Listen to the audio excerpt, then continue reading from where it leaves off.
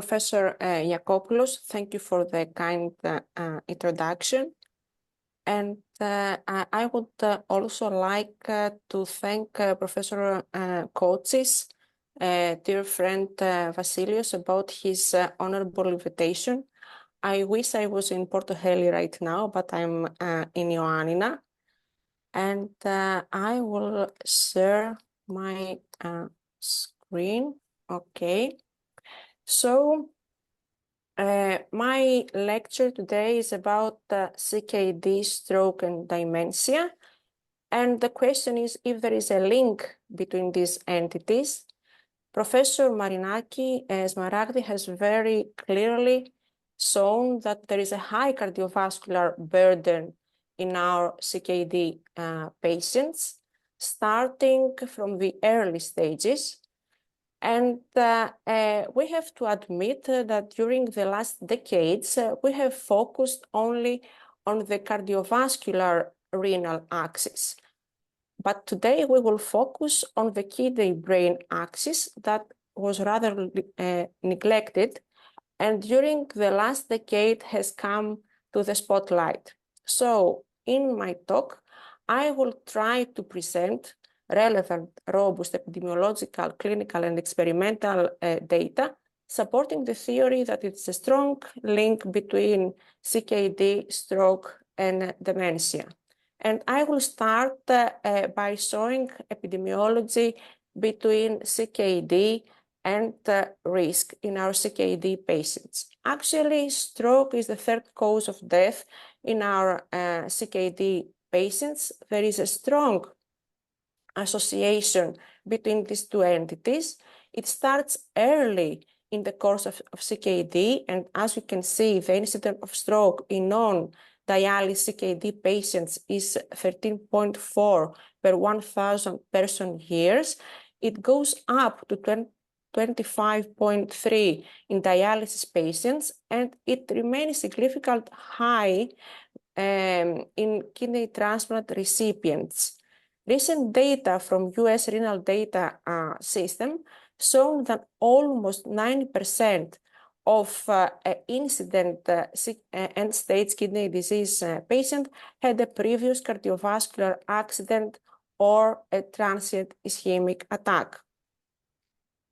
I will proceed with some interesting data from meta-analysis investigated strong risk in our CKD patients. Actually, we can see here in the slide 3 meta-analyses that have shown that eGFR below 60 was independent risk for future stroke, 43% greater versus a normal eGFR. For every 10 ml per minute decrease in GFR, the risk of having a stroke increases by 7%. And of interest is that ischemic stroke remains the most common type of stroke among patients before dialysis, while hemorrhagic stroke is more prevalent in dialysis and stage kidney disease patients. In the same line are data regarding proteinuria, which might be a better predictor of stroke risk in CKD patients than eGFR, possibly as an indicator of macrovascular disease.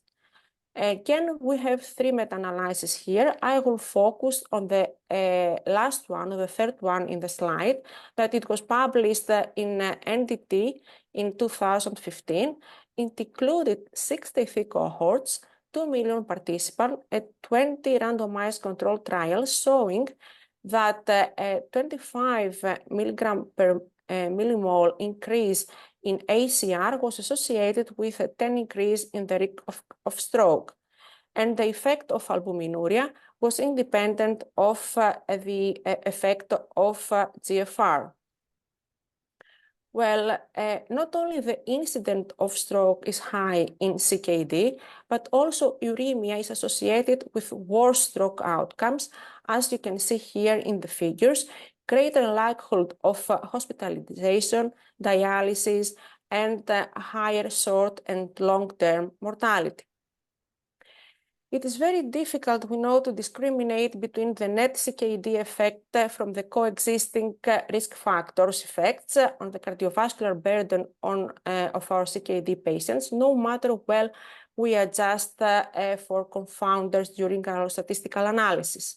So in this big meta-analysis, Kelly et al. Aimed to investigate how whether low eGFR is a risk factor for stroke independent of traditional cardiovascular risk factors, in particular hypertension. And they found there was an association of low eGFR, but the association between CKD and stroke appears to be highly dependent on the method of adjustment for hypertension. So we move to the link between CKD and dementia. Epidemiological data are not clear. Research clinical findings regarding the kidney function markers, eGFR and albuminuria, and cognitive dysfunction risk have been mixed, and I will show in the next slides. Actually, neurocognitive disorders comprise of 3 syndromes according to the DSM-5, which are delirium, mild neurocognitive dysfunction, and major neurocognitive dysfunction or dementia, and the 2 last are further subtyped according to etiology, including Alzheimer's disease and vascular dementia. Regarding mild cognitive impairment, it's only a risk state for dementia. Its prevalence increases with CKD stages and possible also with a time spent at each stage, and 5 to 10% of patients with a minor neurocognitive disorder will eventually progress to clinical dementia. Dementia incidence and prevalence is high in end-stage kidney disease patients and KTRs, although it seems that, as you can see the numbers, in KTRs, it seems that kidney transplantation improves cognitive function. And also, we have to state that screening for cognitive dysfunction consecutively and progressively in each CKD patient is particular, it's of benefit of this patient. But it has been shown that in early CKD stages, a direct link and the time point that the cognitive dysfunction initiation starts, it is not clear. Actually, this is one of the first studies in the era of the kidney-brain axis, and this is a cross-sectional study from the REGARDS cohort, published almost 15 years ago. It included more than 2,300 participants and reported that CKD was associated with an increased prevalence of cognitive impairment independent of confounding factors. Actually, in this cohort, each element per minute decrease in eGFR was associated with an increase of 11% prevalence of cognitive impairment. Later results, actually from the well-known SPRINT trial, showed the incidence of dementia was at 3.8 and of mild cognitive impairment was of 7.6 in this cohort of almost 8,500 patients. And we can see by their results that a baseline eGFR below 60 and ACR above 30 were not associated with risk of dementia or MCI, but what was associated was incident fall of eGFR below 60 and a steeper eGFR decline more than 2 ml per minute per year that was associated with dementia risk. Another publication from the SCREAM study, which is a big healthcare cohort from Stockholm, showed that lower eGFR between 30 and 59 was associated with higher dementia risk versus normal eGFR. And again, a steeper decline in eGFR was again associated with dementia risk. And I'm coming to the results of the known ARIC study, which actually put on the table another parameter regarding eGFR and showed that low eGFR, but based on cystatin C this time or on beta-2 microglobulin, but not creatinine, was associated with dementia. And in this report, they supported that albuminuria is probably a better marker consistently associated with dementia in CKD patients. Finally, from the clinical data investigated the link between CKD and dementia, very recent results published in JAMA in 2023, they found that a cumulative all-cause incidence of dementia was at 8.2 within 17 years of follow-up, and that reduced kidney function was associated with increased levels of dementia-related blood biomarkers, but not increased dementia risk after adjusted for confounders. And they concluded that kidney function might influence the accuracy of dementia-related blood biomarkers.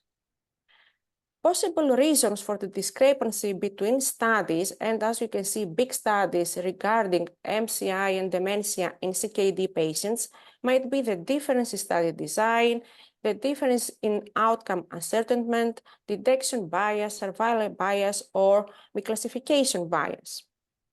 Nowadays, there is a big project running in Europe and in USA. Actually, it is a multidisciplinary network of different categories of scientists, which specifically aim to consider all factors that might influence brain function and to shed light on those that impact the progression of mild cognitive impairment in chronic kidney disease patients. Actually, there are some Greek centers participating in this project, and we hope to give answers to remaining questions and fill in the gaps regarding the kidney-brain axis. Well, and to close the circle, just one slide, that is stroke is associated with an increased risk of subsequent dementia in the general population, because we don't have data in our population. And actually, dementia incidence is nearly 50 times higher in the year after a major stroke compared with that in the general population. And in the next few slides of my presentation, I will present some data about pathophysiology linking all these three entities. The kidney and the brain share common anatomical and functional characteristics, make them vulnerable to similar vascular risk factors.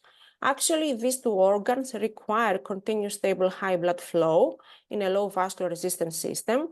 They both depended on short, small perforating artery rolls, which autoregulate perfusion pressure, and actually are susceptible to traditional atherosclerotic risk factors. But still, we know very good that the burden of cardiovascular and cerebrovascular disease in CKD cannot be explained by the traditional vascular risk factors.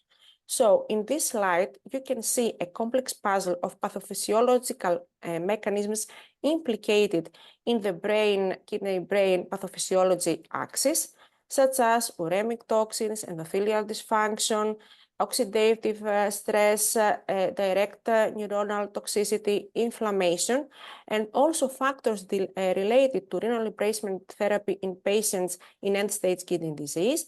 And all these factors and mechanisms and their interplay play a major role and finally cause brain injury in the type of stroke, small vessel disease, dementia, and dementia in our CKD patients. Well, regarding basic research data and experimental studies, researching, actually investigating the effect of uremic milieu and cognitive impairment are relative few. In this elegant study, Henot and his collaborators all actually performed and transient mild cerebral artery occlusion in female CKD mice compared to control mice. And what did they show? They saw that there was a worsened cerebral infarct volume size and functional recovery in the CKD mice, an amplified stroke-induced apoptosis and neuronal loss, an impaired M2 and attenuated M1 polarization of the microglia and microphages in the ischemic brain, and a decrease of AMP kinase phosphorylation in the ischemic brain of the CKD mice. In this extensive and comprehensive review of Liabeuf and associates on behalf of the CONNECT group, they addressed the until now existence evidence of the potential adverse role of uremic toxins associated with brain dysfunction. And as you can see in the table, there is the three different categories of uremic toxins that we know, and with possible effect on brain function, either direct or indirect harmful effects. And among them, there are a lot of robust experimental and clinical studies regarding the pathophysiological role of indoles, and they are linked to direct endothelial toxicity on the brain in the CKD patients. Actually, indoles and indoxasulfate are among the most common uremic toxins. And in an adenine-induced CKD model in rats, they showed that indoles had a direct toxic effect on the hippocampal neuronal cell line, with increased numbers of pycnotic neuronal cells observed in the hippocampus. In addition, indoles attenuated oxidative distress and also promoted inflammation and increased the levels of interleukin-6. So the aryl hydrocarbon receptor pathway seems to play a role also in this axis. It is a cytosolic ligand activated transcription factor with impact of neuronal proliferation, differentiation, and survival. And it seems that indolic salts enhance the thrombogenicity of the uremic milieu through this receptor signaling, which promotes tissue factor expression in the vessel wall and trigger thrombosis. Both clinical and experimental studies indicate the prominent role of this receptor in the uremic brain.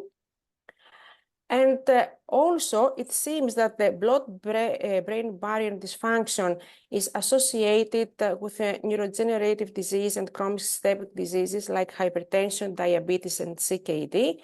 And actually, potential mechanisms in CKD patients are the disruption of the actin cytoskeleton and decreased tight junctions of the proteins area.